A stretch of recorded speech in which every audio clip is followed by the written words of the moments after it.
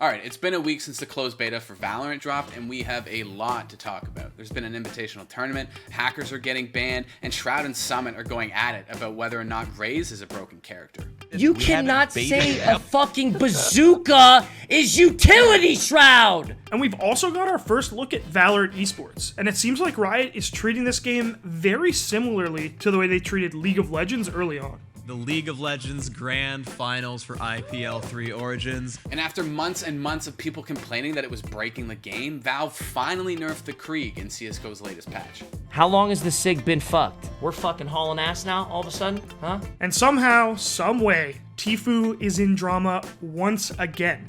This time over where he's choosing to land on Fortnite Island. They've been landing there forever! So you better watch out, dog.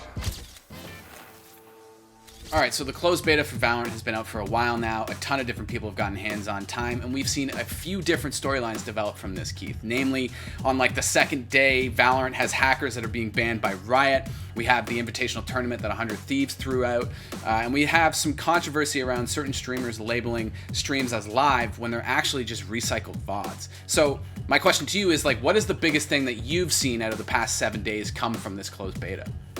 Yeah, I mean, it seems like we've been sitting here talking about this for so long, right? But now we finally have a full week of gameplay to work off of.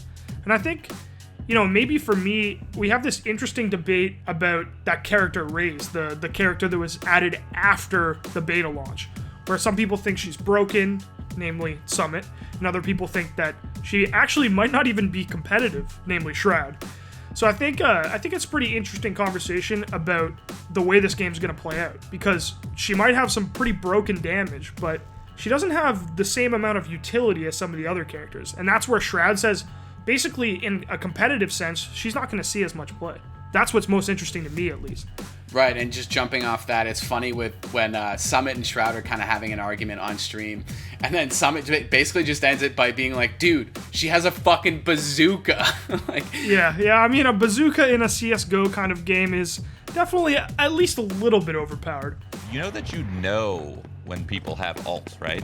You know Yeah. As soon as she yells, she's 14 feet in the air, shoving a rocket down your throat. You know what I mean? What do you do about it? You're telling me you haven't died to rockets? How many times you died to rockets? I'm saying these abilities are utility, like in CS. Bro, we haven't gotten there. We haven't baited. You cannot say a fucking bazooka is utility, Shroud. It's a bazooka, man! This hacking situation, it's quite interesting, right? Because Riot was able to catch these guys on basically day 2 because of this quote-unquote intrusive anti-cheating software that runs in the background on your computer. But a lot of the community is worried about that, right? You have an intrusive software that might have access to your information. And, you know, there's a real divide there. Because personally, I was listening to Shroud the other day, and he was saying that if you really want to combat this cheating problem, intrusive software like this is exactly what you need. But people are really torn on whether or not that kind of thing is something they're comfortable with. right, that's a good point, Keith. And I think one of the other controversies that we've kind of seen come out of this out of the first week is twofold, right? So one has to do with drops, and the other has to do with streamers mislabeling their streams. So the drop one is actually kind of funny because a lot of streamers are saying, hey, drops enabled in their headline for their stream, when some of them actually don't have them. And one of those people was DrDisrespect. He wrote in his headline saying drops enabled, got called out because he doesn't have drops enabled, and his response was basically, I don't give a fuck. I should probably step up. A lot of people were upset. So I would like to officially put out an official response. I don't give a fuck. The other part of this controversy is the fact that certain streamers' channels are being labeled as live on Twitch, when in fact they're just recycling old VODs to essentially just view-bot their own count. Yeah, I mean, like, look, Riot's obviously granted them the ability to give out drops for beta keys. People want beta keys. So they're restreaming previous broadcasts to bring in thousands and thousands of viewers to try to get those keys. Which, I mean, to me seems at least a little shitty. And in more positive Valorant news, Riot's given us our first look at what esports might look like for the game. Yeah, I mean, at least early on, we know that Valorant is actually going to function very similar to the way League of Legends did way back when. No franchised leagues yet. These are going to be events run on a small, medium, and large scale by third parties that Riot is then going to sanction as, official Valorant esports events. Yeah, and what's most exciting to me out of this, and I guess it makes sense because it's Riot, but we got this news really fast. It's only been a week that the closed beta has been out. I mean, the game's not even officially out yet, and we have a sort of understanding of what the esports is going to look like. Yeah, I mean, I personally had a lot of fun watching the 100 Thieves event the other day, watching, Shroud and Heat go and then pop off. And now we've got at least an idea that actual esports events are coming way faster than we expected. Nicely done. Shroud's looking to get the bomb plant down. I love this Cypher trap. Oh, Exposed, taken down. That's the Cypher trap you want to place. You give up the bomb planter, take him out. Ace gets the kill, and now it's going to be up to the Sage. Verse 3. Tim's team coming in big. ACK with 2. No, not like this. He doesn't have enough time. Oh! He got the win! He got the win! At the last possible second! All right, after what seems like forever, Valve has finally listened to the players and nerfed the Krieg and done a few other interesting things in CSGO's latest patch. Yeah, I mean, even myself, as an outsider looking in, it was clear to me that the Krieg has needed nerfed for a long time. And apparently they also buffed the Deagle a little bit. Yeah, the Deagle buff is funny because now you just have fucking people bunny hopping around the map, picking off headshots. Yeah. And then also, if you're a weirdo like me and you like the M4A1S, it got a price drop down to $2,900, so I'm fucking stoked about that. But really, the big news here is that we are finally done with the Krieg meta. Yeah, I mean, and if you're Summit 1G, you think it might be a little convenient that Valorant's popping off on Twitch and Valve finally steps in and nerfs the Krieg. So here's a question. How long has the SIG been fucked? Okay? And you're telling me 3 days after Valorant comes out, we're fucking hauling ass now all of a sudden? Huh? We're just kicking it into high gear and fixing something that we hated forever? Okay. All right. Yeah, I see you. No one's falling for it right now, brother. Okay? In other CS news, we have Pro League Season 11 winners for both NA and EU.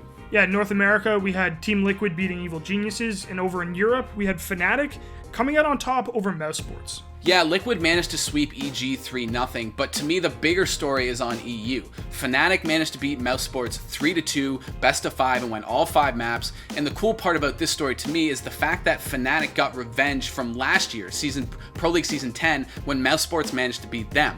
So if you're an EU Fnatic fan, it's a pretty feel-good story, 2 remain, 1 remains. It's all on to Carrigan. Fnatic, 5 maps, but I think they've done it. The flusher frag confirms it.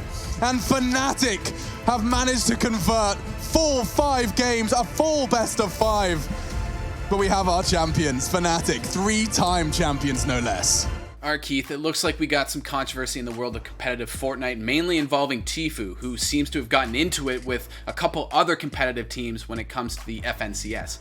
Why don't you walk me through this? Yeah, I mean, so basically when it comes to competitive Fortnite, where you drop on the island, it matters a lot, right? Different kind of places, they have better loot or better location. And for a while now, we've had what people are calling the battle for Grotto. They find you. I got wind tunnel. I knocked him. It was a bot. Fuck out of our Grotto, dude. What are you gonna learn? Fucking dumbass. So you have the Grotto, right? It's one of the best places to land in Fortnite right now. You've got guaranteed double heavy snipers and a ton of sick loot in the vault. But what's happening is there are 3 teams competing for all of that loot every single time. And we're getting a little bit of griefing off the beginning. And over the weekend, well, Tfue had some choice words for one of the teams trying to contest his favorite place to land. Holy fuck, they've been landing there forever, dude. They probably have so much experience in the Grotto. Dude, I would never want to land on somebody that... Oh shit, what the... Oh, they got 0 kills in 6 games. And we just started landing there, bro? What the fuck does landing anywhere have to do with anything, bro? You got dead fucking last place, bro. Go land somewhere else. Or don't and die some more. And Keith, to me, as someone who's not like a competitive Fortnite endemic person, I saw on social media that this third team that Tfue is giving shit to, they were actually saying that because they were calling them out so heavily, they're actually getting a lot of harassment and threats of doxing from what looks like Tfue's audience because of that. Obviously, Tfue's a massive guy, right? Like, when they're playing in the FNCS matches, there's 100,000 people watching. And it opens up this kind of difficult question to answer, right? Is Tfue responsible for those 100,000 people? I mean, to some extent, probably, right? But at the same time, is what these people are doing, does he have any ground to stand on when he's criticizing them? You know, I think there's basically a lot of nuance to that take. But one thing that I did find very interesting was a comment I heard from Booga on stream the other day, obviously the Fortnite World Cup champion. And he was saying that what would help with people fighting over these very small areas on the map is if they awarded cash for winning actual maps of Fortnite. Even if you were eliminated from winning the tournament, awarding cash for winning those individual games. So people wouldn't be griefing each other and trying to ruin each other's tournaments later on when you're eliminated from competition. Just go after that cash. I actually thought it was a fairly reasonable take coming from, obviously, one of the best Fortnite players in the world. How the fuck am I in control of that?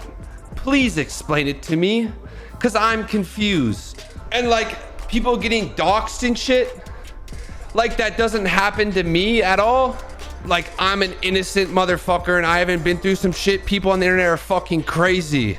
All right, Keith, I found this story scrolling through Reddit, and honestly, I don't know how it hasn't happened to me yet.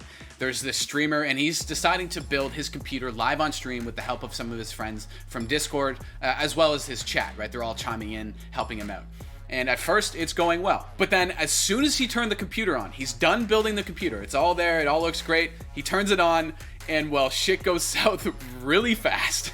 Yeah, I mean, first of all, you're right that I'm surprised this hasn't happened to you yet. And second of all, it is absolutely hard to narrow down just how hard it is for this to happen.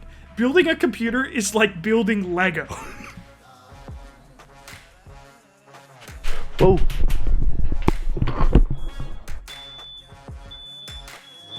Whoa, what the fuck? Even I didn't fuck it up that bad. Yeah, well, that's up to interpretation.